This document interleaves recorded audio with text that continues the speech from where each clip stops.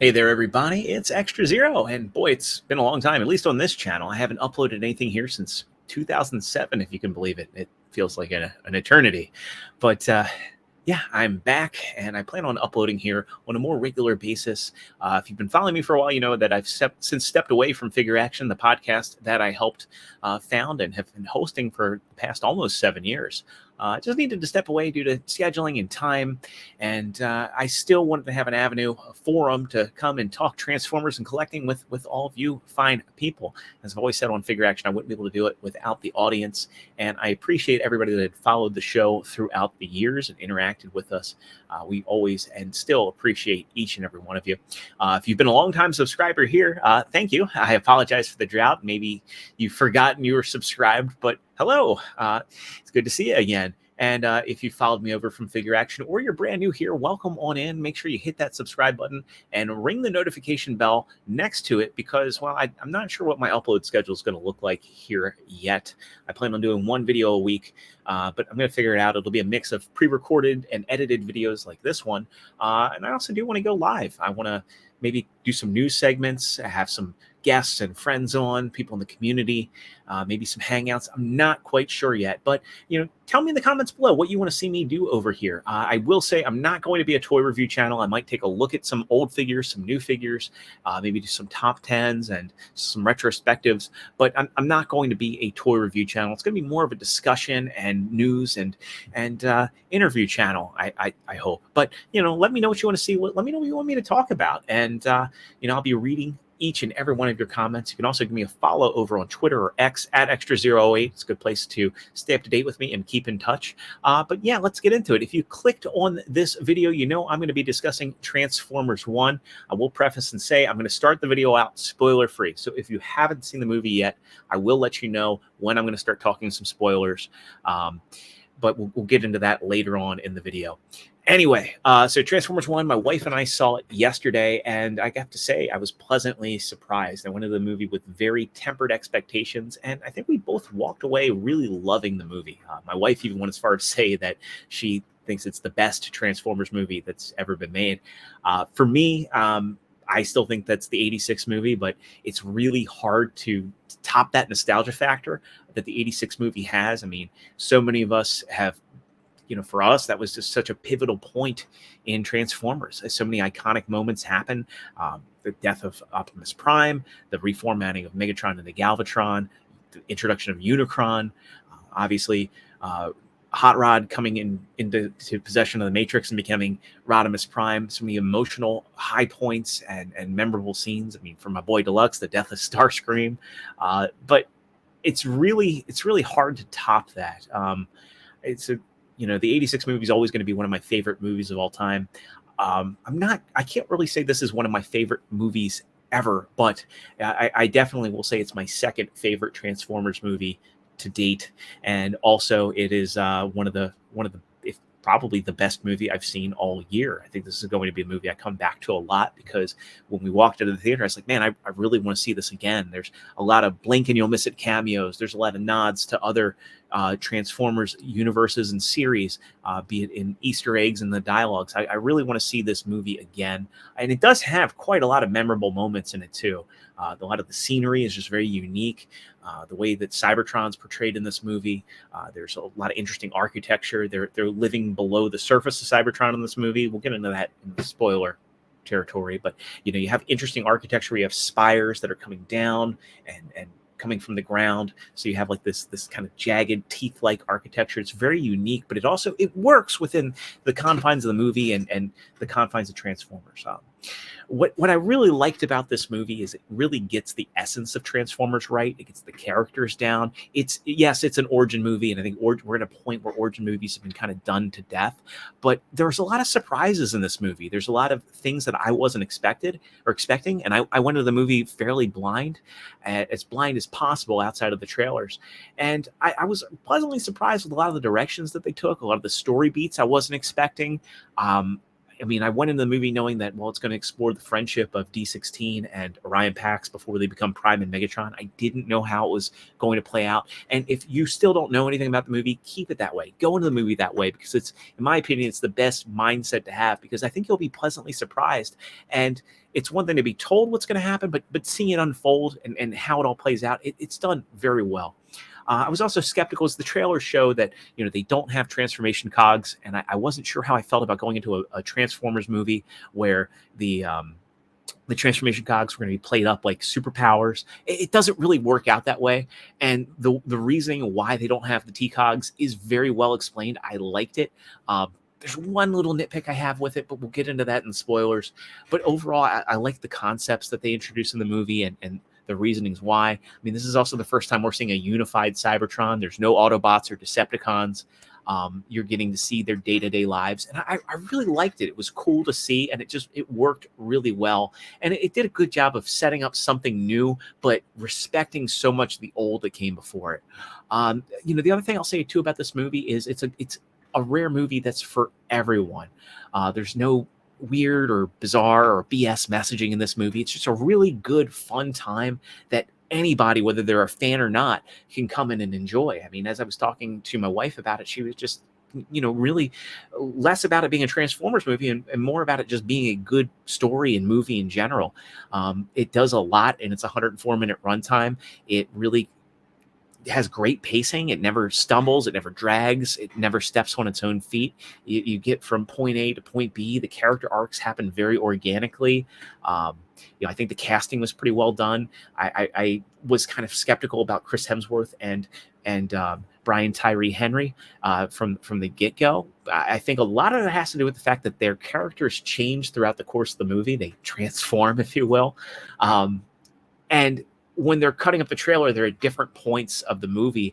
And so when you're watching it as a trailer, it doesn't seem like there's any cohesion, and it seems like maybe the voice acting is going to be all over the place. But I can assure you that's not how it plays out in the movie. I was very interested in John Hamm as Sentinel Prime, and at first when he came on, I was kind of like, but as the character gets more and more screen time, it worked for me. Steve Buscemi's great as Starscream, and of course you get Lawrence Fishburne as Alpha Trion, which was a really, really good casting. I hope we get more of it. In non-spoiler territory, we'll go over some stuff I liked. As far as the movie's direction, Josh Cooley did this. He previously did Toy Story 4, and I kind of, as I thought about it a bit more, there's kind of like this weird coincidental irony to it that he comes off of. He does Toy Story 4, which is a movie that followed Toy Story 3 that had a lot of emotional high and low points. And in a lot of ways, he had to tackle some of the same stuff going from Transformers 86. And this isn't a sequel to the 86 movie or a prequel to it. This is its own thing. But, again, he's doing the second theatrical animated Transformers movie, following up a movie that had a lot of emotional high and low points, a lot of emotion in it, and coming in and creating something that's just kind of fun and keeps things moving and potentially brings in new fans and satisfies old fans. And I think he was very successful here, and I for the most part, I liked Toy Story 4. I still think Toy Story 3 was like very hard to beat, but I think he had some of the same challenges here, and I think he just was more focused on directing a good, cohesive story, that he wasn't trying to compete with anything, and I think that the movie works out all the better for it. If anything, I think as far as direction, I think there could have been a few more pieces of dialogue to help flesh things out. I don't know if any of that made the cutting room floor, but I think for the most part, he was successful, and he created something that worked really well for fans and newcomers. It's the rare movie that I walked out of the movie, just wanted to see it again. There's a lot of blink and you'll miss it cameos. There's a lot of Easter eggs, nods to what has come before and other continuities. So I want to see it again to try and catch things I missed. And also I just had such a good time. I want to have that good time on the big screen again. And I also can't wait to own the movie. I can't wait to show it to my nephew. And when my wife and I have kids, it's a movie that I definitely want to introduce Transformers to them through this movie. I think it's just a great place for new fans or for people that have been fans of Transformers, even the Bay movies, whatever. It's a good thing to watch and see and kind of get an understanding of who Pax and D16, who Prime and Megatron were at their core. Even though this is his own thing, I think it really does right by Transformers. It gets it. It gets the essence of what makes Transformers Transformers. It gets the essence of what makes these characters who they are and why we like them, why we love them, why so many of us have built our lives around collecting them and enjoying the lore. So all in all, I think this movie was really successful. It does a good job exploring that friendship, giving them meaningful character arcs, giving Bee and Alita meaningful character arcs. Orion starts out as this very optimistic and idealist young robot who's brash and he's reckless and he's got a good heart, but his head's not always in check. Whereas D16 is more grounded. He's more of a realist. He just wants to do his job. He wants to get Cybertron back. He basically wants to do his job so Cybertron can stay on track. The plot of the movie is that there's a war with the Quintessons, Energon's dried up, and Transformers are being born without T-Cogs. So the ones that aren't Transformers, that are just Cybertronians, they're kind of made into this working class, and they're miners, and their mission is to mine and try and get Energon reserves, since Energon's no longer flowing to the surface. We'll get into that a little bit in the spoiler territory, but they do a good job setting up a basic premise that's a backdrop for ultimately the big story is the friendship and the falling out of D16 and Pax. And I think Hemsworth and Tyree do a really good job. They have really good chemistry together, and it's a lot more believable than I was expecting it to be. And as the movie progresses and things start getting tense between them, I mean, again, not a spoiler, what's going to happen. It just all works. It works, and they really do a good job of taking their roles very seriously and making them believable, which is crazy to say about a movie where it's robots. It's cartoon robots. I was a little concerned about the animation style. Obviously, I kind of had to check some of my bias at the door because two of my favorite Transformer series, being Prime and animated, really bucked that trend. And I was, in the past, I was skeptical of both of those series because of the designs, but they grew on me. And it was really the story that elevated it past the animation. And by the end of this, I really enjoyed the designs. I enjoyed the aesthetic of the characters. Scarlett Johansson's great as Alita. She's a supervisor of the miners. She takes her job way too serious. She has a good arc. I really loved Keegan-Michael Key as Bumblebee. It's funny how we've had a Bumblebee that for nearly 20 years that's been a mute, and now we have one that just doesn't know when to shut up. And I liked Steve Buscemi as Starscream. John Hamm, I didn't really know how I liked him as Sentinel at first, but as he comes into the role, as the story progresses and things happen, it works. And Alpha Trion as Lawrence Fishburne as Alpha Trion is spot on perfect. I don't really want to explain how things unfold in the movie beyond that basic setup. The adventure they go on, it works. Getting from point A to B to C to D, and the ending all works really well.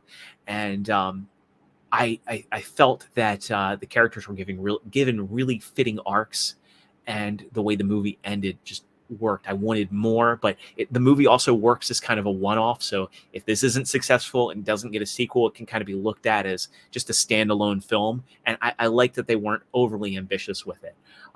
Again, this movie goes in and explains a lot. There still are some things that are unexplained. I do like a bit of mystery, but I think that with a couple lines of dialogue, they could have made some of the things that I'll get into it in spoiler territory. And I do recommend, if you haven't seen the movie, you don't want to be spoiled, before I wrap up the non-spoiler stuff, just kind of bookmark this and come back. I want to know whether you agree, disagree, maybe I missed something. I want to know what your thoughts are on some of my nitpicks when you come back and watch after you've seen it. Yeah, I thought the movie had a fitting beginning, middle, and end. I love the character arcs. I love the chemistry. There are some inconsistent things at the end. At the end, I'll get into that, my nitpicks. Sometimes, with B, some of the jokes got beat into the ground a little bit. The bad Acetron thing happens a little bit too much, but the other characters aren't so amused by it. It can be a little cringy in the one scene, but it's not overly played out. I'm kind of neutral on it, but still really like Keegan-Michael Key in that role. There's a couple things that are kind of MacGuffin-ish as far as moving the plot, but it still works in the confines, and it's still in keeping with Transformers. It's not like The Matrix and Revenge of the Fallen coming out of nowhere. And also, too, this is a movie meant for general and younger audiences. So even though it's got a PG-13 rating, still, you know who the intended audience is. The story doesn't make it too complex. And also, I appreciate that. And it works because, and again, this is something that I think will work for newcomers and for people that are more Transformers casuals and just want to see the origin story of Prime and Megatron. I'm not going to criticize it too much. I'm more neutral on that. But the hardcore fan of me would have liked some things fleshed out a little bit more or embellished upon. But, overall, I think this is a great movie for general audiences. We're definitely lacking movies made for everybody. That, this movie doesn't try to appease any specific group. It's a good story that anybody can enjoy. There's characters that are relatable. There's characters that are enjoyable by anybody. It doesn't drag. It's fun. It takes itself seriously, but not too seriously. There's a lot of heart in it. And I just think even if not a Transformers movie, it's a good movie. I recommend going and seeing it. And as I mentioned before, I want to see it again. So let's get into spoilers. In order for me to talk about things that I loved, I have to go into spoiler territory. And the things that I disliked, I have to go into spoiler territory. So the things that I loved, this is the first time I actually in a movie have seen Primus become Cybertron, or actually even seen Primus in a movie. So the movie starts off, Alpha Trion's narrating, and he's explaining how Primus sacrificed himself to become Cybertron and seeded life, created the 13 original Primes. You get to see them. You get to see the creation of the Matrix of Leadership. And in this, the Matrix of Leadership controls the flow of Energon onto the life force of Energon onto the surface of Cybertron. I really like that a lot. I liked that they gave the Matrix a purpose in this that was a little bit different. Let's talk about Sentinel a little bit. So Sentinel is the leader of a unified Cybertron. So basically the story kicks off where it's established the Quintessons go to war with Cybertron. It's not really explicitly stated why they're there, other than they're looking for, they're seizing the Energon, they're seizing resources. I kind of wish they could have fleshed out a little bit more, but if they get a sequel, they can do it there. Again, it's not a deal breaker because that's a side story. The real story is the friendship, the evolution, and the falling out of Pax and D16. So they kept it focused. What happens is the 13 original Primes go to confront the Quintessons. They're ambushed. They're killed. The Matrix is lost in that. Basically, Primus, you find out later on that Primus takes the Matrix back.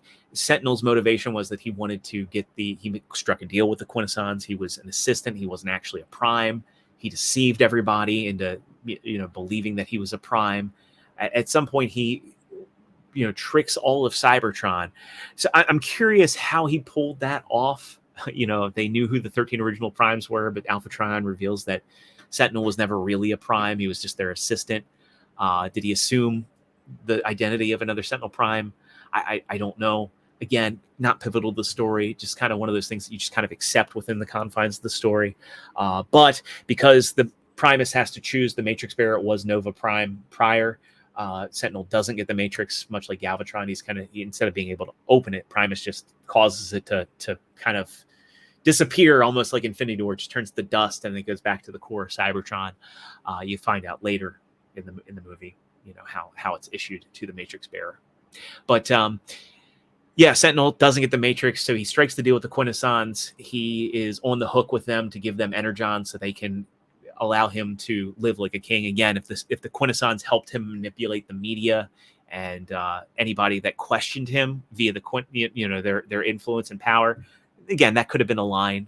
But again, those are things that can kind of be implied. We're talking about a franchise that the stuff that we all know and love has its own plot holes. I'm not trying to scrutinize it too much.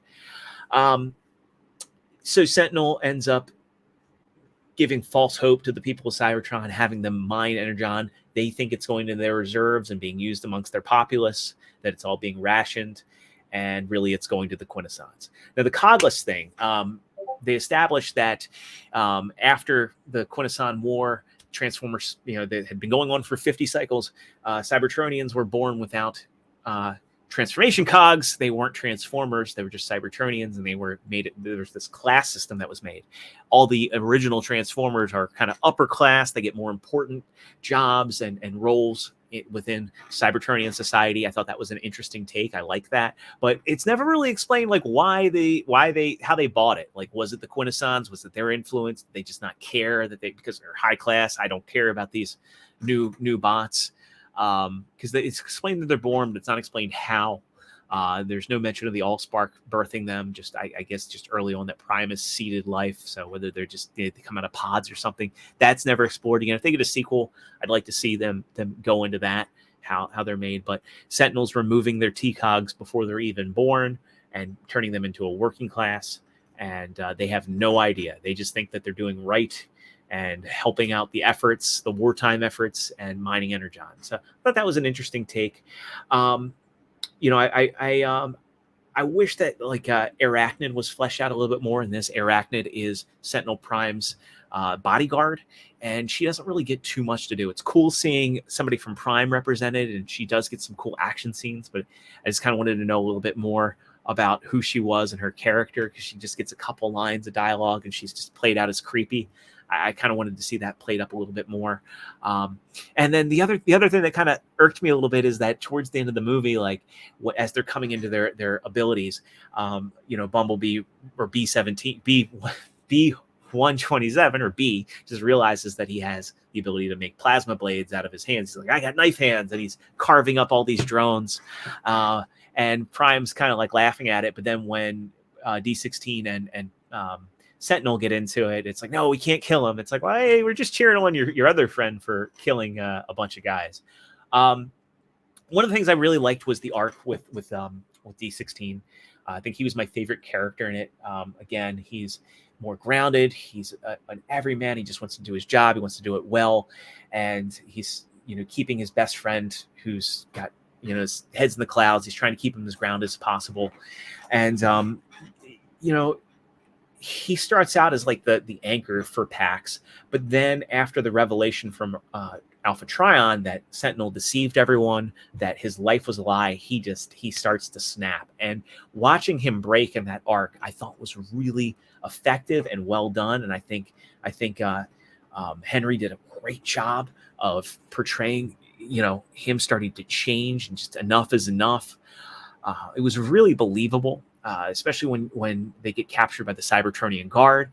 There's a group of Transformers on the surface of Cybertron that know they're in opposition to Sentinel. They know what he's actually doing, but they're banished to the surface. They're led by Starscream with Shockwave and Soundwave as his left and right hand men, and the Seekers are there. Some of the, there's some familiar faces in the background. Again, I missed some, so I want to go back and see it.